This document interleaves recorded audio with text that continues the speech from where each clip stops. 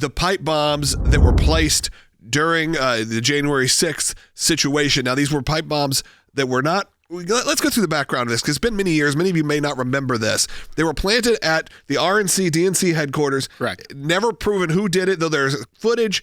And these were they real pipe bombs? There's all these issues with what they actually were. And there's a lot of information in theory out there about whether or not they did not detonate. And then the fact that they didn't detonate and they haven't caught someone, there have been a lot of theories about who that person was. Was this trying to increase more outrage? And were they even real? Were they inert? So there's a lot of discussion, especially on X and places like that, about why this is kind of this mystery and why it's been allowed to linger. But Dan Bongino, in this interview with Fox, said that they are closing in on some suspects. We should take a listen and hear it from him. You know, we had 2 pipe bombs planted on January 6th. I mean, we were told by partisan actors out there this was the insurrection, the world was going to fall apart, and no one seemed to show any interest in this case. The second we got in, I put a team on it, and I said, I want answers on this. And I'm pretty confident that we're closing in on some suspects.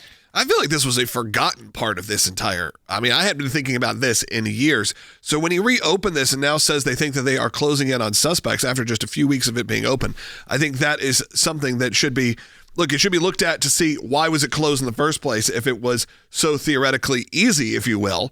I mean, of course, it's not easy, but it wasn't some aggressive amount of time. It wasn't years and years to find these suspects. These were actual explosive devices. These are pipe bombs that were placed for political reasons at political targets. That is terroristic activity. You would think that the FBI would have put all of their resources on that instead of maybe some of the people that got scooped up in the January 6th prosecutions that were just on the mall. Things of that nature. They were able to go after and target with cell phone records and find where people were. And then they created this entire narrative of domestic violent extremist out of what happened that day. And they used that narrative for years to go after conservatives and conservative speech. They weaponized to some degree January 6th to their own advantage by using that to then go after and suppress speech. There's a interview I saw with Tulsi Gabbard where she talked about how far that went with the weaponizing and turning people into this domestic violent terrorist or extremist tag that they were using against people just for political beliefs, not even for any action.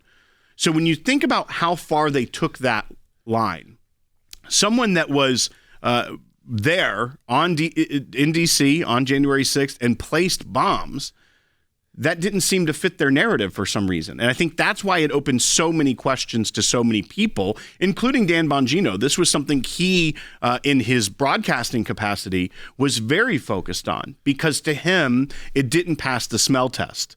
He knows the capabilities of federal law enforcement. He knows how serious it is when there are pipe bombs placed somewhere. And yet that side of the story was kind of swept under the rug. So there's a little bit of a passion project, I think, for him there. But at the end of the day, we're going to see where it goes from here. And hopefully they can get some answers and resolve that so it isn't a lingering question. So there aren't more conspiracy theories that combine and grow out of the inaction of the Bureau. Sort of a media week, it feels like, for the FBI, as you've seen Kash Patel and Dan Bongino making a lot of these appearances, somewhat, I'm sure, to soften some of your thoughts as they know that there's some negativity surrounding their department right now due to what people feel like have been delays when it comes to things like the Jeffrey Epstein files or the issues that came upon from the Kennedy files. A lot of things that happened that the FBI was getting a bit of a bad rap once again, but now you have them coming up trying to not only clean that up, but say, okay, you may not get exactly what you want from those topics right now, but here's some stuff we can at least give you. And we also know that Dan Bongino put out on X that We appreciate your support. I will be adding a few more interviews in the coming weeks so I can take additional questions and provide updates. On the heels of the James Comey seashell mess that really brought a lot of this back into the news, that brought sort of FBI corruption back into the news. That whole, I'm just a simple grandpa who was walking around the beach, saw a shell formation and thought, oh, look, they're sharing their political views. It's really cool. It's really fun to share this on Instagram. Of course, not knowing and saying he doesn't know what they are, saying that he doesn't know what 86 means. Let's go ahead and take a call about that. John's in California on line 1. You're on the air, John. There's proof that he lied. He's the top cop.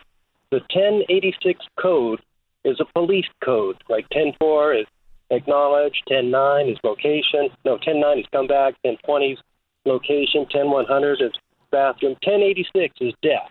So it's absolutely absurd that the top cop in America doesn't know the police code's 1086 is death. That's the proof Comey lied. John, I think that the man certainly hasn't been the most forthcoming and the most truthful over the years. So I don't really find anything he says to have credibility. He'll play that sort of aw shucks person, but we know, Will, that's not really what we're dealing with. You're dealing with someone who's trying to get some press right now. Right. I mean, this is the man who tried to present this Boy Scout image of himself, and the aw shucks, as you said, and even the folksy way he would talk about, well, Lordy, I hope there's tapes. All of these things that he would say, and then he writes the book, A Higher Loyalty. And he positions himself, and in his mind, it seems, I'm not actually able to peer inside the mind of James Comey, but in his mind, it seems like he truly believes that he is the beacon of morality and right and wrong in the United States of America and the world. Or else he would go away. He would just stop weighing in on these things. But instead, he thinks that whatever he says is like gospel truth about morality in America and the way this country should operate. And it's not just someone giving political opinions that goes on TV and is aggressive or is very firm in their beliefs. The way he talks, that slow cadence, and the way he almost talks down to people, like in that interview where he talked about Kash Patel. It's like, you almost feel bad for him. He finally caught the car and now he has to drive it. Yeah. It's so demeaning. He's been barking at the car. It's so demeaning. And that just shows the self-importance he gives himself is quite repulsive, actually. We have to kind of, again, reframe what the FBI is. I think from so many years now, we've thought of the FBI as, maybe a little corrupt, maybe having some issues. And I think it's been difficult for people as they've seen the red tape to get through it. And you saw Kash Patel and Dan Bongino both saying, hey, we found out there's a lot of good people working behind the scenes here. A lot of good people who really want the FBI to be doing the job that they said they were going to do. A lot of people came to work here for the right reasons. So we're going to try to get that back on track.